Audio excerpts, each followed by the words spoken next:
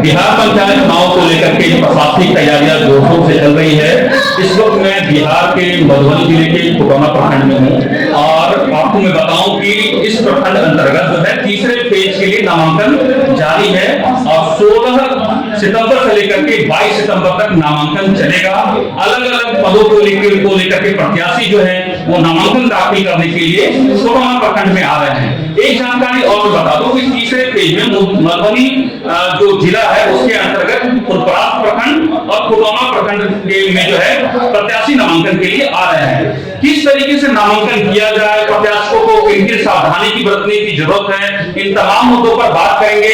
हमारे साथ है आलोक कुमार, रिटर्निंग ऑफिसर जिसको अंग्रेजी में RO, सह प्रखंड विकास पदाधिकारी है। हम इनसे पूरी जानकारी लेते हैं और बात करते हैं कि ताकि जो प्रत्याशी यहाँ नामांकन करने के लिए आ रहे हैं उन्हें जो है वो जानकारी मिल सके। तो सबसे पहले स्वागत है सर आपका बहुत बहुत स्वागत है, धन्यवाद। सर नामांकन जो है वो शुरू हो गया है 16 तारीख से।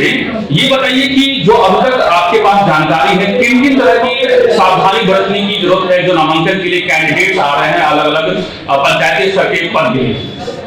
देखिए, जैसा कि आपने अभी बताया और राज्य निर्वाचन आयोग के 24 अगस्त को जारी अधिसूचना के आधार पर विभिन्न चरणों में बिहार में पंचायत चुनाव 2021 संपन्न हुए, जिसके तहत मधुबनी जिले में तीसरे चरण में फुलपरास और खुटौना प्रखंड का पंचायत निर्वाचन संपन्न होने वाला है। मैं खुटौना प्रखंड विकास पदाधिकारी, यहाँ का निर्वाची पदाधिकारी के रूप में जो काम कर रहा हूँ, तो इसके तहत जो आयोग का जो गाइडलाइन कहें या फिर टाइम जो दिया गया हुआ है नॉमिनेशन का यानी नामांकन का, वो 16 सितंबर से 22 सितंबर तक नॉमिनेशन का टाइम दिया गया है। 16 से 22 सितंबर तक हम लोग को यहाँ पर 5 पदों के लिए नामांकन प्राप्त करना है। ये 5 पद हैं: ग्राम पंचायत के मुखिया, ग्राम पंचायत के सरपंच, पंचायत समिति, पंचायत के सदस्य यानी वार्ड सदस्य और ग्राम कचहरी पंच। ये 5 पदों का नामांकन प्रखंड स्तर पर निर्वाची पदाधिकारी, सह प्रखंड विकास पदाधिकारी के रूप में मैं यहाँ पर व्यवस्था किया हूँ लेने का। जिला परिषद का अनुमंडल पदाधिकारी के द्वारा अनुमंडल में लिया जाता है।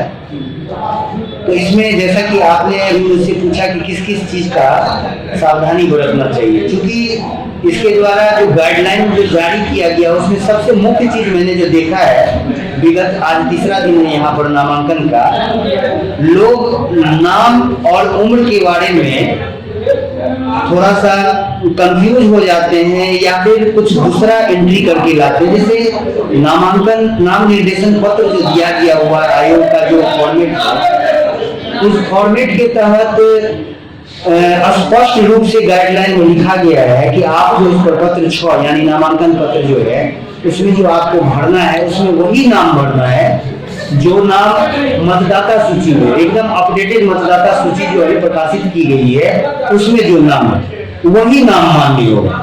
हो सकता है व्यक्ति का नाम मैट्रिक के सर्टिफिकेट में, ग्रेजुएशन की मार्कशीट में या किसी अन्य जगह पर कुछ और हो, या उसकी वर्तनी में थोड़ी सी दूसरी प्रकार की स्थिति पाई जाती हो, लेकिन हम मान्य उसी को करना चाहिए। हमें मान्य वही है और ये अभ्यर्थी को भी समझना चाहिए इस बात को। मैं खास करके अभ्यर्थी के लिए बोल रहा हूँ कि आप वही अंकित कीजिए प्रपत्र 6 यानी नाम निर्देशन पत्र में जो मतदाता सूची में आपका लिखा हुआ है। साथ ही जो उम्र उसमें दिया है उसी उम्र को आप उसमें अंकित करेंगे। हो सकता है मैट्रिक के प्रमाण पत्र में आपका उम्र कुछ और हो और मतदाता सूची में वो आपका उम्र कुछ और हो। इसके लिए आयोग समय देती है कि आप उसमें सुधार करवा लीजिए। हो सकता है आपने सुधार के लिए आवेदन न दिया हो, इसके कारण सुधार न हो पाया क्योंकि इसकी एक समय सीमा रहती है, अथवा हो सकता है सुधार देने के बावजूद इस समय में आप दिए जिस समय में अभी तो आयोग सारा चीज वेबसाइट के हिसाब से होता है तो उसमें अभी तक न हो पाया हो अपडेट। परिस्थिति जो भी हो, वर्तमान में जो भी अद्यतन मतदाता सूची यहाँ पर पंचायत के लिए राज्य निर्वाचन आयोग द्वारा उपलब्ध कराई गई है उसके अनुसार ही नाम और उम्र मान्य होगा और क्रम संख्या भी एक होता है उसका मतदाता सूची में। इन चीजों का सबसे बेसिकली ध्यान दें क्योंकि फॉर्म भरते समय में इसमें आदमी थोड़ी सी भूल करती है। जैसे मैं एक उदाहरण आपको देता हूँ, लोग लिखते हैं जैसे कोई महिला है उनका नाम है पूजा कुमारी, या पूजा देवी। पूजा देवी उनका नाम है, प में दुर्भुकार, हिंदी में ही चूंकि लिखना रहता है इसलिए मैं हिंदी के रूप में बता रहा हूँ। प में दुर्भुकार, ज में आकार, पूजा हुआ। लेकिन मतदाता सूची में उसके नाम में प में हर्षुकार लगा हुआ है, प में हर्षुकार लगा हुआ है, बाकी ज में आकार लगा है, वो भी पूजा है। तो आप ऐसा करें कि जब प्रपत्र 6 भर रहे हैं तो आप प में हर्षुकार करके ही, अर्थात जो मतदाता सूची में आपका नाम दिया गया है जिस वर्तनी में, जिस स्पेलिंग में, जो उसका विजय होता है एकदम एग्जैक्ट वही आप ये कह रहे हैं कि इसमें आपको आधार कार्ड, वोटर कार्ड या बाकी चीज नहीं देखना है, जो मतदाता सूची में जो उनका नाम है वो नाम अक्सर वही भर देना है। जी बिल्कुल वही करना है। अगर आपके आधार कार्ड में दूसरा नाम है, हो सकता है दोनों में से एक जगह गलती होगा, या तो मतदाता सूची में ही गलत हो या फिर आधार कार्ड में ही गलत हो। जो भी आपको गलत लगता है आप सतत प्रक्रिया चलती रहती है उसको सुधार करवा ले। लेकिन फॉर्म भरते समय मतलब जो आप कह रहे हैं उसमें मतदाता सूची के अनुसार से अनुसरण करना चाहिए। बिल्कुल, क्रम संख्या रहता है मतदाता सूची में, वार्ड संख्या में एक क्रम रहता है कि 186 नंबर पर, जैसे मान लीजिए कारगिल उदरी पंचायत की वार्ड नंबर 5 के 186 नंबर की वो मतदाता है। तो ये ध्यान में रखना पड़ेगा कि 186 नंबर उनका क्रम संख्या है, और उस पर जो भी नाम लिखा हुआ है और जो भी उम्र लिखा हुआ है बहुत हमको उसी नामांकन पत्र में भरना है, उसी नाम पर उनको इलेक्शन भी लड़ना है। साथ ही नारियल रसीद जो उन्होंने कटाया है वो भी उसी नाम पर कटवाना है। अच्छा सर, जिसको मान लीजिए कि अगर किसी से चूक हो गई है और चूंकि अभी नामांकन का समय चल रहा है, ऐसे में उनके लिए क्या वक्त है, क्या सलाह या क्या सुझाव देना चाहेंगे? मैं ये बताना चाहूँगा इस संदर्भ में कि जैसा मैंने अभी बताया था थोड़ी देर पहले, हो सकता है कि कोई चूक हो गई हो जिसके कारण आपने अपना नाम न सुधरवाया, आपको पता नहीं चल पाया कि दावा आपत्ति का समय उस समय में था, आपके पास लेट से जानकारी पहुंची, आपने उस समय में उसका लाभ न उठा पाया, जिसके कारण आपके नाम में या उम्र में जो भी गड़बड़ी थी वो सुधार नहीं हो पाई। तो आप ऐसा कीजिए कि अभी भी जो प्रक्रिया चलती रहती है उसके तहत उसको सुधार में लग जाए। लेकिन चूंकि अभी अंतिम मतदाता सूची का प्रकाशन, यहाँ पंचायत वाले अंतिम मतदाता सूची का प्रकाशन हो गया है, तो मतदाता सूची में तो अब सुधार नहीं होगी, मतदाता सूची में सुधार नहीं होगी। अतः मतदाता सूची में जो ही नाम दिया गया हुआ है उसी नाम के आधार पर आप अपना नामांकन कराएं। आपको अगर लगता है कि मतदाता सूची का मेरा नाम गलत है, आप एक एफिडेविट लगा सकते हैं, उसमें आप एक सक्षम प्राधिकार द्वारा निर्गत एफिडेविट शपथ पत्र दे सकते हैं, यद्यपि मेरा नाम इसमें वर्तनी के अनुसार थोड़ा सा अशुद्ध है, फिर भी मैं इसी नाम के आधार पर नामांकन करवा रहा हूँ या करवा रही हूँ, भविष्य में इसे सुधारने का प्रयास करूंगा, जो भी। लेकिन वर्तमान में मतदाता सूची के अनुसार ही आप चलें। और क्या समस्या, क्योंकि आप जो आपके पास इंक्वायरी में देखता हूँ कि आपने पूछताछ केंद्र बनाया हुआ है, इसके बावजूद भी बहुत सारे लोग जो है आपसे मिलने के लिए आते हैं, सुबह से लेकर के देखते हैं कि अपनी उत्सुकता को लेकर के, वोट सुधार को लेकर के। बाकी क्या दूसरी समस्या आ रही है जो लोग को आप चाहते हैं कि जानकारी आप उन तक पहुंचाना चाहते हैं? देखिए, यहाँ पर 90% जो समस्या जो मेरे पास लोग आते हैं उसमें नाम में वर्तनी की अशुद्धि यानी स्पेलिंग मिस्टेक जो होता है उसके कारण आते हैं। यहाँ पर या तो नारियल रसीद या फिर मतदाता सूची में जो नाम है उससे भिन्न जो है प्रपत्र 6 पर उन्होंने भर दिया। आमतौर पर मुझे जो एहसास हुआ है कि ये बाहर से भरवा के लाते हैं, कोई वकील रहते हैं, एडवोकेट रहते हैं या रोटरी के कोई कार्यकर्ता रहते हैं, उनके द्वारा भरवा करके लाते हैं, तो हो सकता है उनके द्वारा भी भूल कर दी जाती गई हो। दूसरा चीज ये देखा गया है कि शपथ पत्र इन लोगों ने जो बनवाया है, ये एक जैसे मैंने बताया सबसे 90% समस्या यही है, नाम उम्र का बहुत 1-2% ऐसा मामला आया है, लेकिन नाम में काफी रहती है अशुद्धियाँ कि नाम पंचायत सूची मतदाता सूची में कुछ और है और नामांकन पत्र में उसमें कुछ और भर दिया, नारियल रसीद पर कुछ और भर दिया। और जब वहाँ पर उनको हेल्प डेस्क में बताया जाता है तो चूंकि वो फॉर्म भर के लाए रहते हैं, दूर दराज के रहते हैं, परेशान रहते हैं, तो कभी कभी मेरे पास भी आ जाते हैं। कभी कभी क्या अक्सर चले आते हैं कि हमको ऐसा बताया गया, मैं उन्हें बताता हूँ कि आपको हेल्प डेस्क पर जो बताया वो आप पालन कीजिए, उन्होंने आपको सही बताया, आप सुधार करवा लीजिए। दूसरा, उसमें नाम निर्देशन पत्र में विभिन्न प्रकार के शपथ पत्र अनुलग्न के रूप में लगे हुए हैं जो आवश्यक है। इसमें मैं ये कहना चाहूंगा कि जो भी वकील या नोटरी के एडवोकेट उसको भरते हैं तो सावधानी पूर्वक भरे, क्योंकि भरने के बाद देखा गया है कि कुछ गलतियां करने के बाद वो वकील जो है या तो उस पर ओवर राइटिंग कर देते हैं अथवा उसको व्हाइटनर से मिटा करके फिर उस पर कुछ और भर देते हैं और मेरे पास भी दलील लेकर के आते हैं कि मैंने इस पर अपना इनिशियल कर दिया। ये उचित नहीं है, आपने गलत कर दिया, फिर से आप बनाइए उसको, फिर से लगाइए। आपने गलती क्यों किया?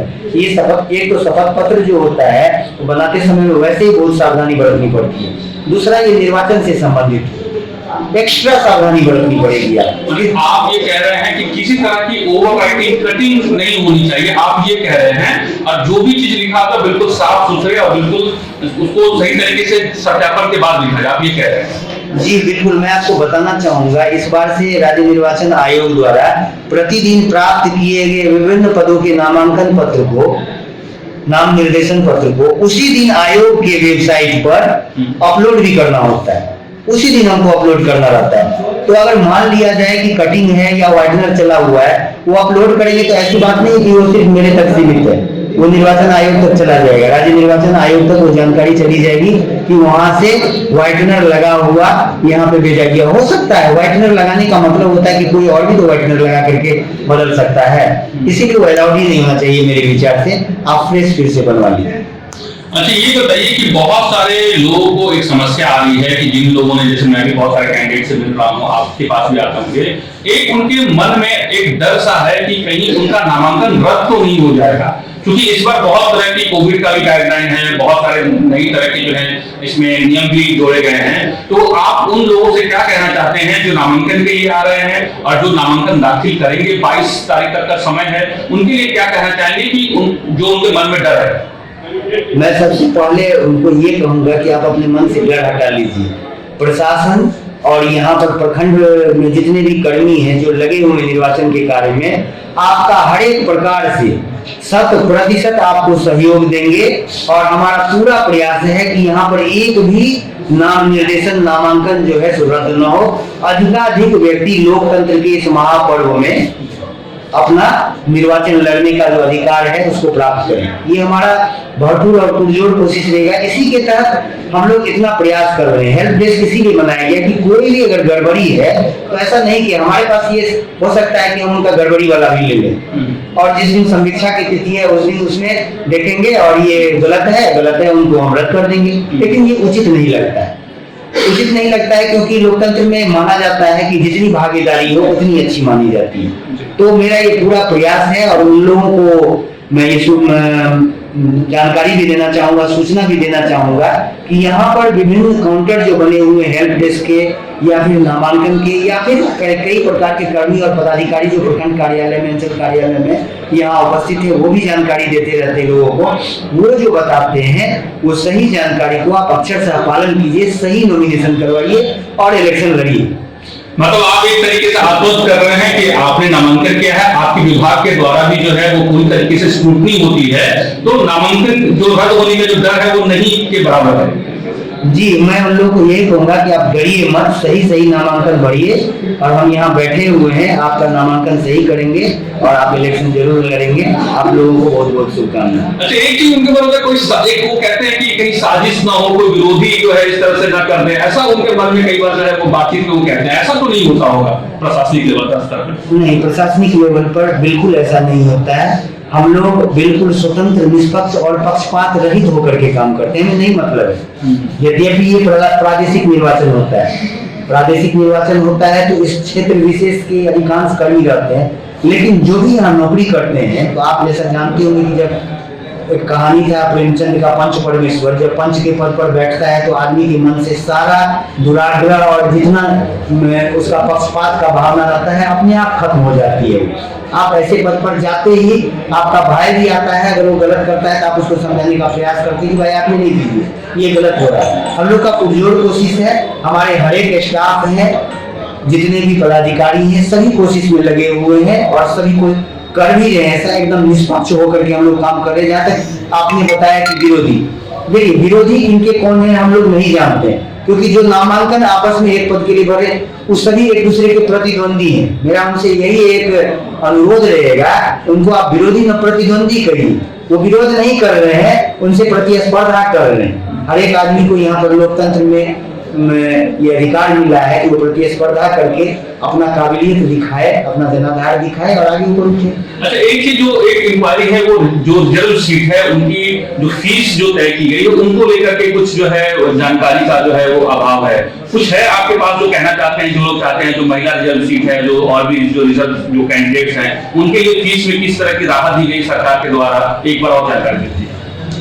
देखिए, पंचायत निर्वाचन के तहत 6 पदों के लिए निर्वाचन होना है। जिला परिषद, ग्राम पंचायत की मुखिया, ग्राम पंचायत के सरपंच, पंचायत समिति, वार्ड सदस्य जिसको पंचायत के सदस्य भी बोले जाते हैं, और ग्राम कचहरी के पंच।